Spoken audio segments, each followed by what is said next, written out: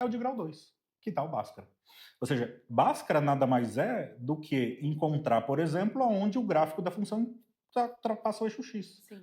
o y igual a zero. Ou seja, apareceu lá então Bhaskara, eu quero descrever como é uma função de segundo grau, o que acontece com ela, se ela vai para infinito, se ela não vai para infinito, se eu posso igualar ela igual a zero, igualar ela igual a um número. Quando eu igualo, eu encontro o Bhaskara. Aham. Bhaskara nada mais é do que a manipulação de uma equação de segundo grau em que você isola o x.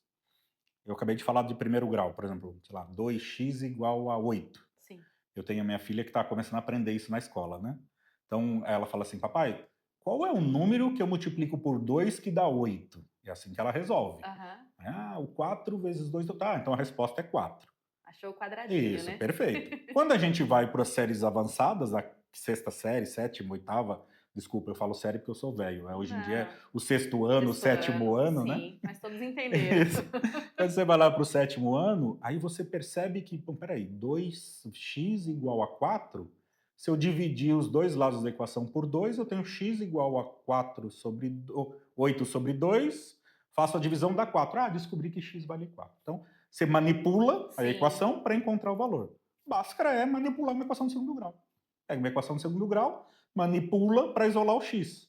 Quando o x está sozinho do lado de cá, aí aparece a famigerada fórmula, b quadrado, x quadrado, 2ac menos 4, toda aquela forma que todo mundo repete quase como um mantra, né?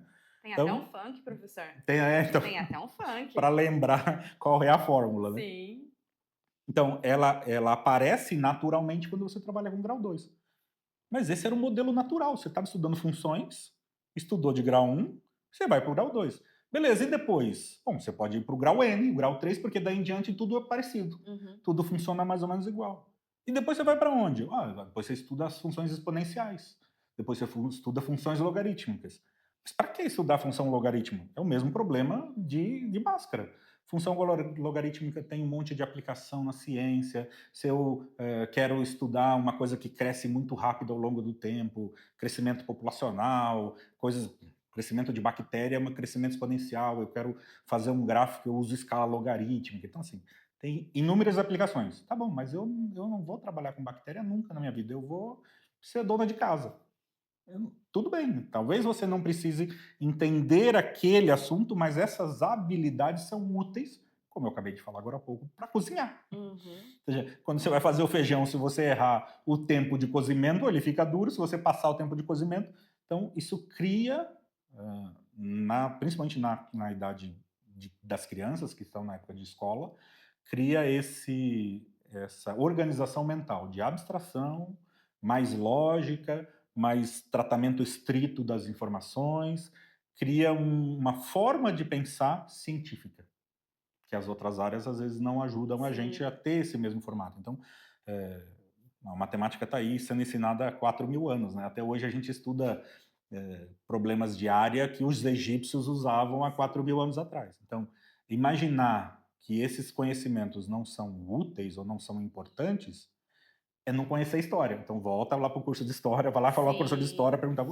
como que os egípcios conseguiram evoluir tanto? Usando geometria na beira do rio Nilo E deu tudo tão e certo, né? chegar onde a gente chegou na civilização.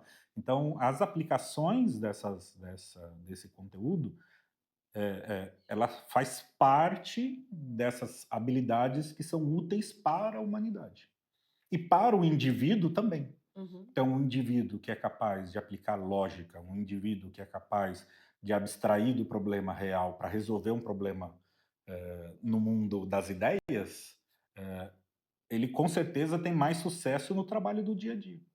Se eu pudesse resumir a fórmula de Bhaskara em uma palavra, o que que ela transforma na vida do meu aluno? Qual palavra que eu poderia resumi-la? Eu gosto de estrutura lógica, Sim. porque se você conseguir ter um pensamento lógico estruturado, isso muda a sua vida. Se você é uma secretária e organiza os seus papéis, organiza os seus arquivos de uma forma lógica, você encontra ele mais rápido, você identifica os seus problemas, você consegue saber onde que está o quê. Então, por exemplo, quando você vai salvar o arquivo no computador, se você simplesmente jogar 30.000 arquivos, a hora que você precisar, você não vai achar. Aleatoriamente, sim. Se você organizar aquilo de maneira lógica, estruturada, peraí, vou dividir por anos? Bom, por anos é bom. Então, por exemplo, eu sou professor, eu divido por ano, porque o ano que vem eu dou outra disciplina. Então, eu Sim. organizo minhas pastas por ano. Dentro da pasta, eu organizo por temas. Uhum. Então, esse pensamento lógico estruturado, ele vem com o aprendizado de matemática.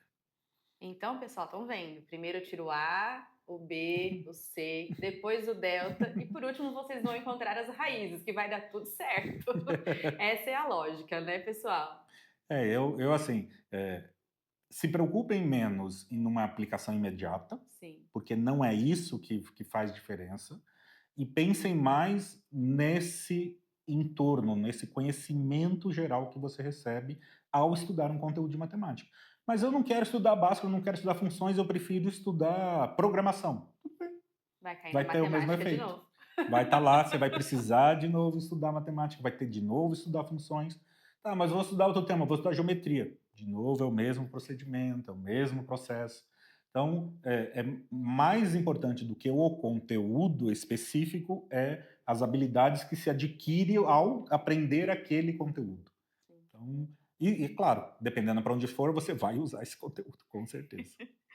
E para finalizar, professor, tem alguma mensagem que você gostaria de deixar para os estudantes da matemática, mais especificamente para os alunos aí no ensino fundamental, do ensino médio? Eu acho que assim, a coisa mais importante que a gente precisa com matemática é dar a segunda chance. Opa, como assim dar a segunda Aham. chance, né? Ao primeiro olhar para a matemática, ele é antinatural. É um procedimento que não é natural, que você não faz naturalmente. Você precisa adquirir habilidades para desenvolver. Se você só olhar a primeira vez, tiver o primeiro impacto, você vai não gostar daquilo, que você não vai conseguir fazer, e vai ficar com ódio de matemática para sempre, e a gente escuta todo mundo dizendo por aí, eu não gosto de matemática, na Uhum. minha época eu não gostava. Porque essas pessoas não deram a segunda chance para matemática. Então, volta para matemática, dá uma segunda chance, se esforça um pouquinho mais, volta do início. Na verdade, a resiliência, a capacidade de refazer e refazer de novo, uma hora vem. Eu costumo dizer para os meus alunos que a ficha sempre cai. Sim. A pergunta é se é antes ou depois da prova. Aham. A piada é sempre essa que eu faço com meus alunos. Mas ela cai porque você tem que dar a segunda chance para matemática e você tem que estudar um pouquinho mais, se esforçar um pouquinho mais. Matemática não é para pequenas mentes privilegiadas, isso não existe, isso não é verdade. Matemática, na verdade, ela é para aqueles que insistem mais, Boa. aqueles com capacidade de insistência maior. Isso com certeza. Parabéns, gente. Eu acho que aí todo mundo vai sair daqui hoje gostando mais de matemática e escutando o que o professor falou, dando essa segunda chance. Porque não tem como fugir, a matemática está presente na nossa vida, em todas as situações. E agora nós agradecemos, quero agradecer ao professor pela presença, por essa entrevista maravilhosa e espero que a gente se encontre de novo no próximo podcast. Até Eu mais, que agradeço. pessoal! Tchau para todos.